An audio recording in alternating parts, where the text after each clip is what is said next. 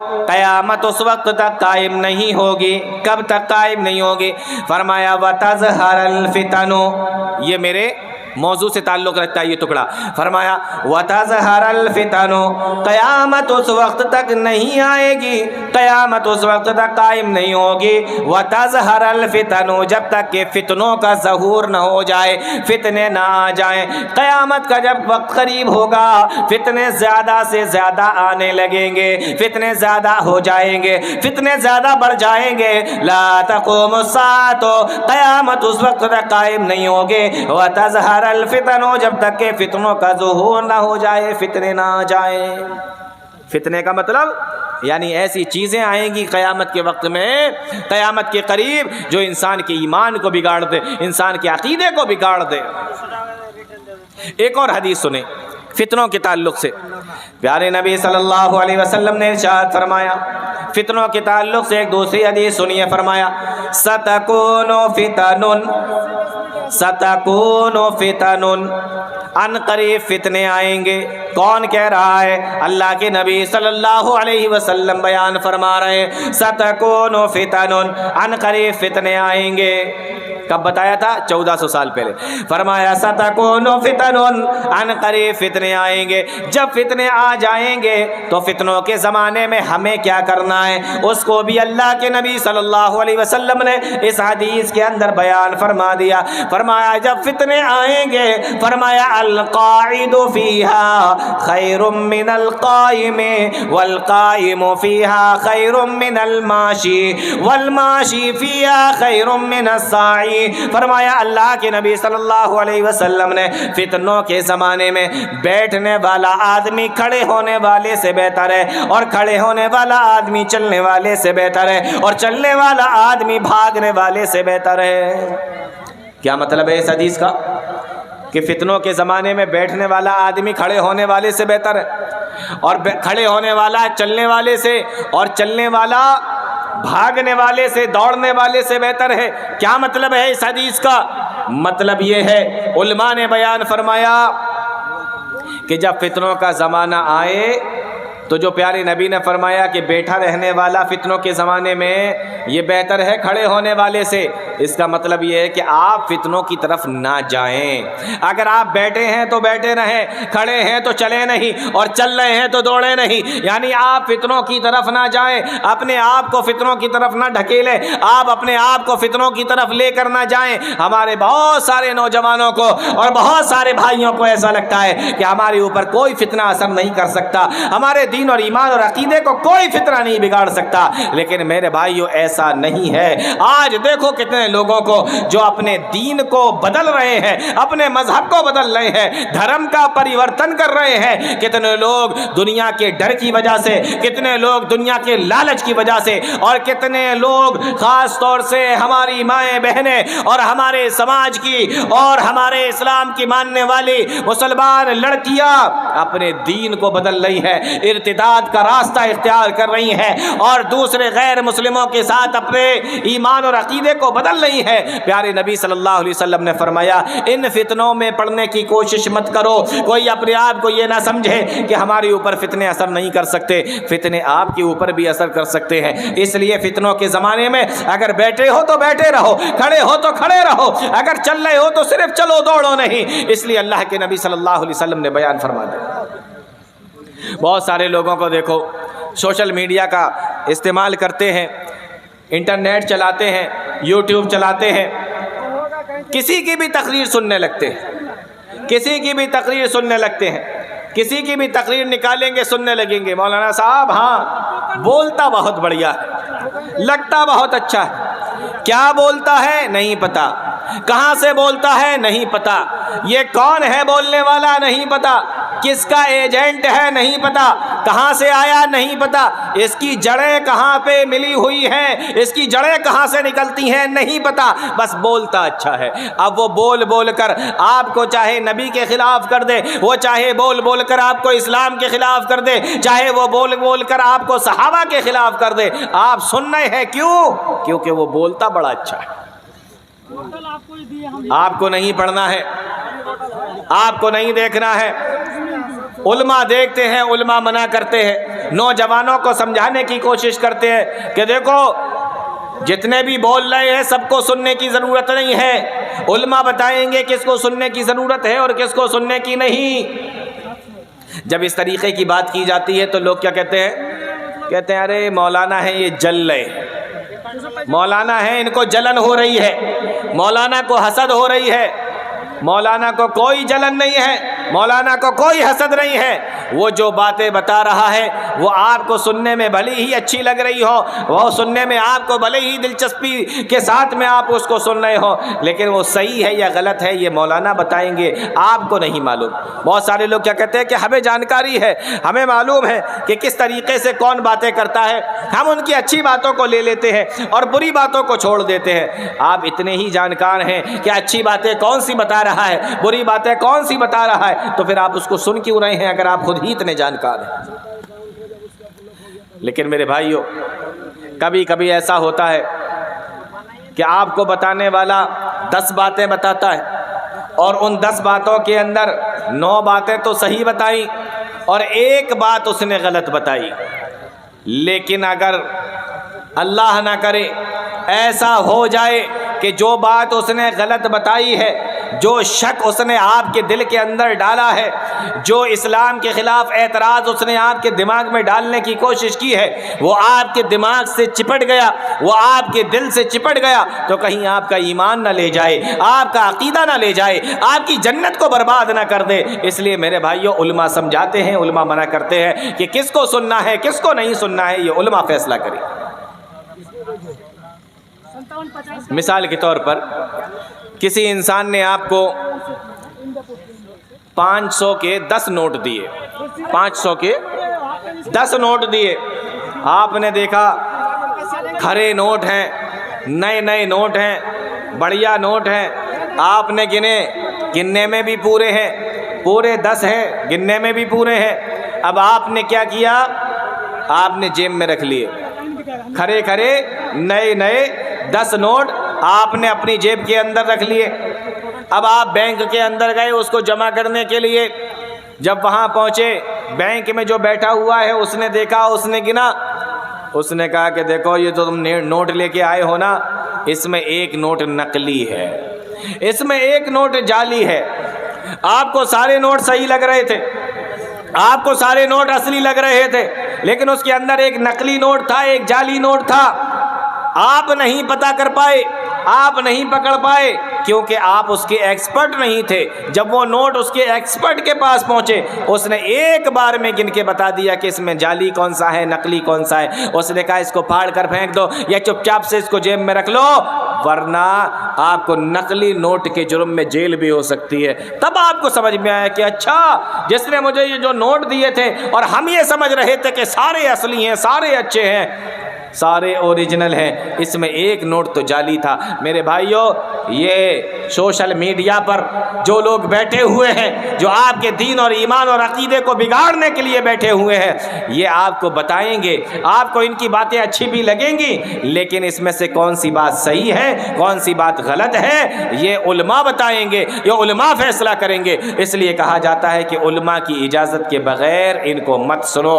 لوگ کیا کہتے ہیں، علماء ان سے جلتے ہیں، حسد کرتے ہیں، اس لیے منع کرتے ہیں۔ نہیں میرے بھائیو، علماء آپ سے کیوں جلیں گے، یہ آپ سے کیوں حسد کریں گے، ان سے آپ کو کیا لالچ ہے، یہ آپ کی صرف جنت بنانا چاہتے ہیں، اس لیے سمجھاتے ہیں، اس لیے منع کرتے ہیں۔ تو میں نے آپ کو کیا بتایا کہ فتنوں کے زمانے میں اپنے آپ کو فتنوں کے حوالے نہ کریں، اس کے اندر دوڑ کر جانے کی کوشش نہ کریں، اس کے اندر پڑھنے کی کوشش نہ کریں کہ نہیں مجھے تو بہت جانکاری ہے، ہم سمجھ جائیں گے، ہمیں سب کچھ پتہ ہے، یہ کبھی بھی کوشش نہ کریں۔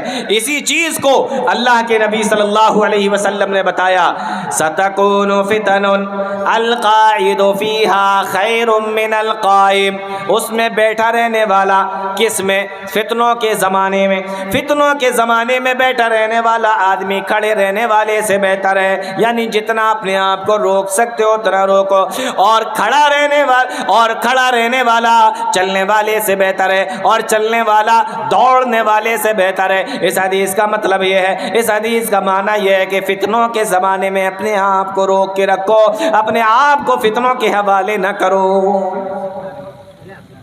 یہ دوسری حدیث ہے فتنوں کے تعلق سے جو میں نے آپ کو بتائی۔ ایک تیسری حدیث اور دیکھتے ہیں پیارے نبی صلی اللہ علیہ وسلم کی، فتنوں کے حوالے سے اللہ کے نبی صلی اللہ علیہ وسلم نے کیا فرمایا۔ آپ نے ارشاد فرمایا بادروا بالاعمال فتنا، بادروا بالاعمال فتنا، او لوگو جلدی کرو، کس کام کے اندر جلدی کرو؟ فرمایا نیک اعمال کرنے میں جلدی کرو، بادروا بالاعمال فتنا، نیک اعمال میں جلدی کرو، نیک کام کرنے میں جلدی کرو۔ کیوں جلدی کرو؟ فرمایا فتنا، اس سے پہلے تم کسی فتنے کے اندر مبتلا ہو جاؤ، کوئی فتنہ تمہارے اندر آ جائے، کسی فتنے کا شکار ہو جاؤ، کسی فتنے کے اندر تم گرفتار ہو جاؤ۔ فرمایا نیک اعمال کو جلدی کرو، نیک اعمال کے اندر فتنے میں آنے سے پہلے معلوم یہ ہوا کہ انسان جب فتنے کا شکار ہو جاتا ہے تو نیک عمل کرنے سے رک جاتا ہے، جب فتنے کا شکار ہو جاتا ہے نیک کام کرنے سے رک جاتا ہے۔ اس لیے اللہ کے نبی صلی اللہ علیہ وسلم نے فرما دیا نیک اعمال کرنے میں جلدی کرو۔ اور اللہ تعالیٰ نے قرآن کریم کے اندر بیان فرمایا اللہ کے جو نیک بندے ہوتے ہیں وہ نیکی کے کاموں میں جلدی کرتے ہیں، بھلائی کے کاموں میں جلدی کرتے ہیں، نیک کام کرنے میں، نیک اعمال کرنے میں جلدی کرتے ہیں۔ فاستبقوا الخیرات، بھلائی کے کاموں میں آگے بڑھنے والے ہوتے ہیں۔ والسابقون السابقون، سبقت کرنے والے ہوتے ہیں، آگے بڑھنے والے ہوتے ہیں، نیک کام کے اندر جلدی کرتے ہیں، نیک کام کو پہلے کرنے کی کوشش کرتے ہیں۔ تو نیک کام کے اندر جلدی کرو، کیوں؟ فتنوں کے آنے سے پہلے۔ تعجب کی بات یہ ایک ہی حدیث کے اندر اللہ کے نبی صلی اللہ علیہ وسلم نے نیک اعمال کو اور فتنوں کو ایک ہی حدیث کے اندر جمع کر دیا، ایک ہی حدیث کے اندر بیان فرما دیا کہ نیک اعمال کے اندر جلدی کرو فتنوں کے آنے سے پہلے۔ معلوم یہ ہوا کہ جب انسان نیک اعمال میں جلدی کرتا ہے تو اس اعمال کی برکت یہ ہوتی ہے کہ اللہ تعالیٰ اس کو فتنوں سے محفوظ کر دیتا ہے۔ یعنی اگر کسی انسان کو فتنوں سے بچنا ہو تو نیک اعمال کرتا رہے، نیک اعمال کرنے کی وجہ سے انسان فتنوں میں پڑنے سے بچ جاتا ہے، اور جب انسان فتنوں کے اندر پڑ جاتا ہے تو نیک اعمال کرنے سے رک جاتا ہے۔ اس لیے اللہ کے نبی صلی اللہ علیہ وسلم نے ایک ہی حدیث کے اندر نیک اعمال کو اور فتنوں کو ایک ساتھ ذکر فرمایا۔ یا تو انسان نیک عمل کرے گا یا انسان فتنے کے اندر ہوگا۔ اگر فتنوں کے اندر ہوگا تو نیک عمل نہیں کرے گا، اور اگر نیک عمل کرے گا تو فتنوں سے بچا رہے گا۔ اللہ تعالیٰ وہ نیک عمل کرنے کی وجہ سے اس کو فتنوں سے بچا کے رکھے گا۔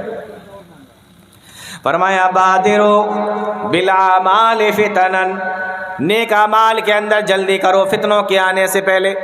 اور اسی کے ساتھ اللہ کے نبی صلی اللہ علیہ وسلم نے ایک چیز اور بیان فرمائی، فرمایا کقطع اللیل المظلم، او لوگوں جب فتنے تمہارے درمیان میں آئیں گے، یعنی ایسی چیزیں جو تمہارے درمیان میں آئیں گے جس کے ذریعے سے تمہارے دین کا، تمہارے ایمان کا، تمہارے عقیدے کا امتحان لیا جائے گا، آزمائش تمہاری ہوگی، اور جس کے ذریعے سے تمہارے دین کے اندر فساد آ جائے گا، بگاڑ آ جائے گا، خرابی آ جائے گی، تمہارا عقیدہ بگڑ جائے گا، تمہارے نیک اعمال بگڑ جائیں گے، تمہارے جنت میں جانے کا راستہ بگڑ جائے گا۔ فرمایا ایسے وقت میں کقطع اللیل المظلم، وہ فتنے تمہارے اوپر آئیں گے، اور اس طریقے سے آئیں گے جس طریقے سے اندھیری رات ہوتی ہے۔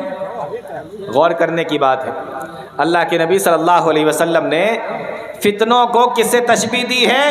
فرمایا اندھیری رات کی طرح فتنے تمہارے اوپر آئیں گے۔ اور رات اندھیری کیسے ہوتی ہے؟ جیسے جیسے رات بڑھتی چلی جاتی ہے رات اندھیری ہوتی چلی جاتی ہے۔ جب رات بالکل شروع ہوتی ہے تو ہلکا ہلکا اجالا ہوتا ہے، پھر دھیمے دھیمے کر کے جس طریقے سے ٹائم بڑھتا چلا جاتا ہے اندھیرا پھیلتا چلا جاتا ہے، اور ایک وقت ایسا آتا ہے اتنا اندھیرا ہو جاتا ہے، اتنا اندھیرا ہو جاتا ہے اندھیری رات کے اندر کہ انسان اس اندھیرے میں اپنا ہاتھ بھی دیکھنا چاہے تو اس کو ہاتھ نہیں دکھائی دیتا، کبھی کبھی اتنا اندھیرا ہو جاتا ہے۔ فرمایا کقطع اللیل المظلم، اندھیری رات کی طرح فتنے آئیں گے۔ اب غور کرنے کی بات یہ ہے، تعجب کی بات یہ ہے، اللہ کے نبی صلی اللہ علیہ وسلم نے یہ نہیں فرمایا کہ فتنے تمہارے اوپر ایسے آئیں گے جیسے دن کا اجالا، جیسے دن کی روشنی۔ آپ نے یہ نہیں فرمایا، فرمایا فتنے اس طریقے سے آئیں گے جس طریقے سے رات کا اندھیرا ہوتا ہے، اس طریقے سے نہیں آئیں گے جس طریقے سے دن کی روشنی ہوتی ہے۔ سوال یہ ہے، اللہ کے نبی صلی اللہ علیہ وسلم نے فتنوں کو اندھیری رات سے تشبیہ دی ہے، دن کے اجالے سے تشبیہ نہیں دی۔ آپ اگر چاہتے تو یہ بھی تو کہہ سکتے تھے کہ جیسے دن میں روشنی ہوتی ہے، روشنی پھیلتی چلی جاتی ہے اور ہر انسان کے اوپر سورج کی روشنی پڑتی ہے، تو اسی طریقے سے فتنے بھی آئیں گے اور انسان فتنے کا شکار ہو جائے گا۔ لیکن آپ نے دن کے اجالے سے نہیں، رات کے اندھیرے سے تشبیہ دی۔ کیوں؟ اس لیے کہ رات میں دکھائی نہیں دیتا اور دن میں دکھائی دیتا ہے۔ رات میں دکھائی نہیں دیتا اور دن میں دکھائی دیتا ہے۔ اسی طریقے سے فتنے ہیں کہ آپ فتنوں کا شکار ہو بھی جائیں گے، فتنے آپ کے اوپر آ بھی جائیں گے، فتنے آپ کے ایمان اور عقیدے کو بگاڑیں گے بھی، اور جس طریقے سے رات میں دکھائی نہیں دیتا اسی طریقے سے آپ کو فتنوں کا اندازہ بھی نہیں ہوگا کہ آپ فتنے کا شکار ہو چکے ہیں۔ آپ کا ایمان بگڑ رہا ہے، آپ کا عقیدہ بگڑ رہا ہے، آپ کے نیک اعمال بگڑتے چلے جا رہے ہیں، آپ کو اس بات کا اندازہ بھی نہیں ہوگا۔ جیسے رات کے اندھیرے میں دکھائی نہیں دیتا، اسی طریقے سے انسان فتنے کا شکار بھی ہوگا اور اس کو پتہ بھی نہیں ہوگا۔ ہم یہ سوچیں کہ ہم فتنے کا شکار نہیں ہو سکتے، ایسا نہیں ہے میرے بھائی۔ تو اللہ کے نبی صلی اللہ علیہ وسلم نے اندھیری رات سے تشبیہ دی۔